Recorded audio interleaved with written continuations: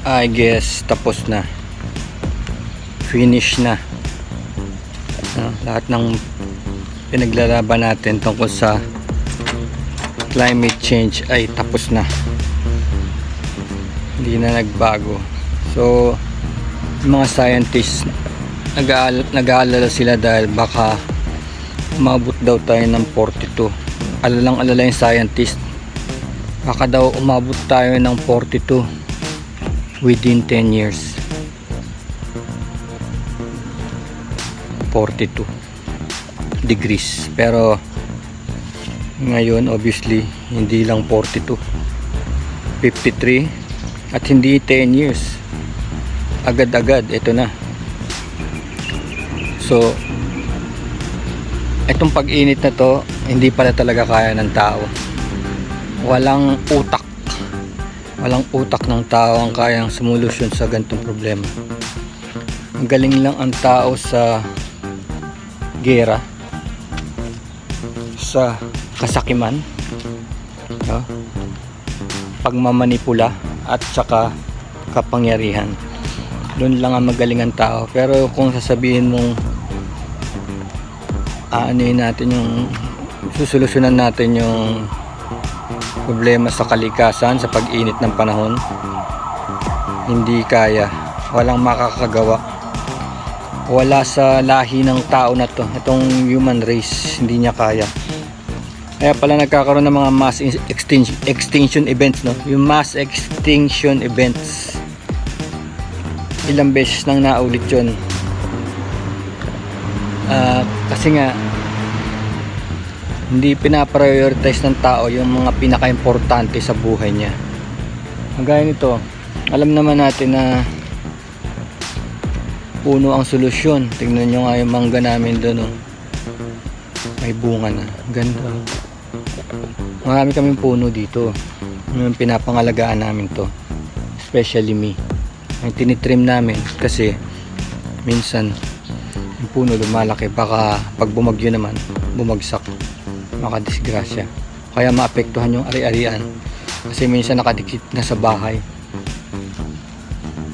So yung puno, yan talaga ang solusyon sa baha, sa landslide, climate change, kasi ang binubuga ng puno ay oxygen na hinihinga natin, no? Tapos tayo naman, yung carbon na binubuga natin ay kinakain naman nila. Ganun yung symbiosis ang tawag doon, symbiosis.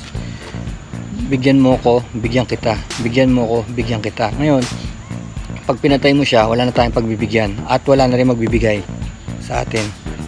Hindi na symbiosis, sira na yung balance, ika nga. So yung nature kailangan natin, pero hindi yun importante sa mga negosyante, lalo yung matatalino. Alala nyo yung mga gumagawa ng subdivision, no?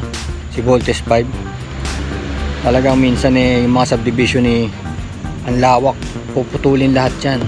Hindi nila iniiwasan yung mga puno o hindi nila nire-respeto. Kung meron dyang punong 1 century na, hindi nila iiwanan yun.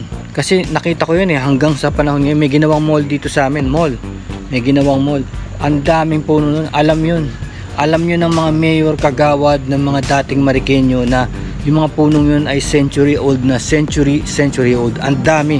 Yun ang tinatawag na puso ng Marikina Heights. Puso, pag tinignan nyo sa mapa, puso yun ang sentro, may bilog-bilog yun.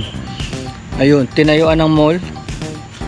Akala namin, no, hindi ako makapaniwala, tinayuan ng mall, akala namin poprotektahan yung mga puno.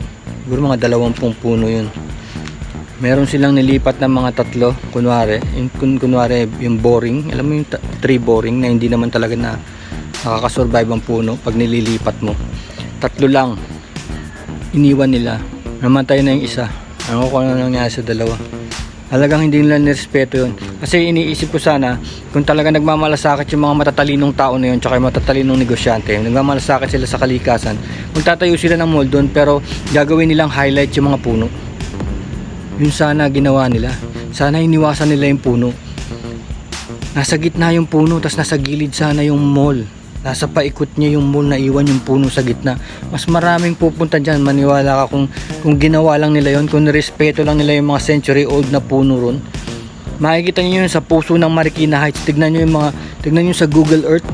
ibalik nyo ng 1 decade, tignan nyo, andun yung puno. Ibalik nyo lang yung timeline ng Google Earth, nandun. Talaga naman napakaganda. Walang sinabi yung mga puno namin dito. Meron kayong mga puno rito, mga 100 year old, walang sinabi. Yung mga puno ron hindi mayayakap na 10 tao. Pinutol lang. No? Ako alam ko, deep inside, alam ko kung paano mag-alaga ng puno at saka magbalanse ng puno. Dapat sana ang mga puno, kasi ang mga puno nangangailangan sila ng lupain. Nakita niyo yan? May lupa yan. Nagbabayad ng real estate tax. Ngayon, kung hindi ko yan pakikinabangan, sino ba naman pupunta rito sa area na to, sisingilin ko ng entrance fee? Wala, diba? Hindi ako nakikinabang dyan, kaya lang binabayaran ko ang tax niyan. No? Di syempre, anong gagawin ko dyan? Prime lot, diba? Negosyante. Later on, maitutulak muna. Ibenta yan. O kaya, tayuan ng building, tayuan ng tindahan, tayuan ng paupahan. Hindi nag-i-intervene ng gobyerno. Dapat sana ang tunay niya yung mga negosyante mayayaman, philanthropist, yung mga nangangalaga sa kalikasan. Dapat yan, binibili natin yung mga lupa na yan, kung nasan yung mga puno, binibili natin. Tapos ilalagay natin sa isang foundation. Kaya kahit na mamatay na yung mga founders o yung mga may-ari, hindi mo mamatay yun. Dapat yung protektado ng batas na yun ay pag-aari ng mga tao, yung isang lugar na yun na kung saan maraming puno. Parang alam yung nangyayari sa Maynila, yung last lang, yung isang kapiranggot na kapiranggot na park na maraming puno, the last lang of Manila. Parang ganun yun. Bakit nga ba naging last lang yun? Kasi walang may pakialam dun. Wala silang pakialam kasi mga puno hindi naman sila nagre-reklamo. Saka ang puno, resilient naman yan eh. Ganito. Tinitrim ko to. Tumutubo pa rin. Oh. Mas maganda pa nga. Kagaya nun. Oh. Tinitrim ko yan, tumutubo pa rin. Dito sa loob. Ito sa kapitbahay ko. Ayun o. Kita nyo. Mga 100 year old trees na yan. Ayun. Oh. Ngayon sa kapitbahay ko yan. Ngayon kung gawin niyang ano yan, gawin niyang basketball court o badminton court, alam, malis yung mga puno na yan. Kasi wala sa design. Alam nyo kasi ang puno, high maintenance. Ayun, mga ano yan. Alam nyo yung mga nalalaglag na yun? Mangga yun. Hitik na hitik ng puno ng mangga. High maintenance sa mga puno. Okay, magkakamali. Make no mistake. High maintenance sa mga puno. Kaya, kailangan niyang gastusan. Kagaya ng ayan o. Kagaya ng pagmamahal nyo sa mga street cats, street dogs. Diba, kinukuha nyo yung mga pusa sa kalye para buhayin, hihingi kayo ng donation para sa pagkain nila. Ganon din sa puno. Ang puno mas marami siyang kailangan kasi mas marami siyang benepisyo. No? Unang-una, meron siyang real estate. Kailangan yan pinoprotektahan kung saan siya nakatayo. Yun ang unang-una. Maglolokohan lang tayo kung hindi natin poproteksyonan kung saan sila nakatayo. Pangalawa, kailangan yan gawa ng batas para protektahan sila, para kung sino man yung naunang magprotekta sa kanila na wala na sa mundo, itutuloy pa rin ng foundation yung pagprotekta sa mga puno na yan. Pero syempre mulat mula, kailangan kunin yung kanilang tinitirhan. Kailangan maging protektado kasi isang demonyo lang, isang demonyong hindi naniniwala sa kalikasan, puputulin lahat yan sa isang araw. Ganun lang yun. Ganun dahil bunga kahit maliit ito. Oh. Nature's bounty yan. Nature's bounty. At ang dami yan. Bango, tamis oh. Organic pa oh. May uod pa siya. No? So ito, papakita ko sa inyo kung ano ang trabaho para protektahan yung mga puno. Kaya ayaw ng mga negosyante yung mga puno. Unang-una, high maintenance. Nagkakalat araw-araw. Oh. Nagkakalat araw-araw 'yan. Kailangan walisin, no? Kailangan i-trim, parang bulaklak.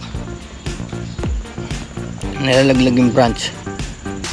Alam nyo, pag nalalaglag yung branch ng isang puno, ibig sabihin fully grown na siya. Pag ang isang puno ay naglalaglag ng dahon, nagsished, ibig sabihin fully grown na siya. Nandun na siya at its peak para magbigay ng maximum oxygen, kasi hindi niya na nire-repair yung sarili niya. Nare-repair yung sarili niya kung may naputol siya dahil sa bagyo, naputulan siya ng branch, i-repair niya yung sarili niya. So hindi siya masyado nakakabigay ng oxygen. Pero once na naguhulog na siya, yan, yung mga branches na yan, syempre pag yung mga branches na yan nalaglag, putulin mo para hindi makabala, di ba? No? Tapos yung tinatambak doon yung mga dahon niya, tinatambak, kino-compost,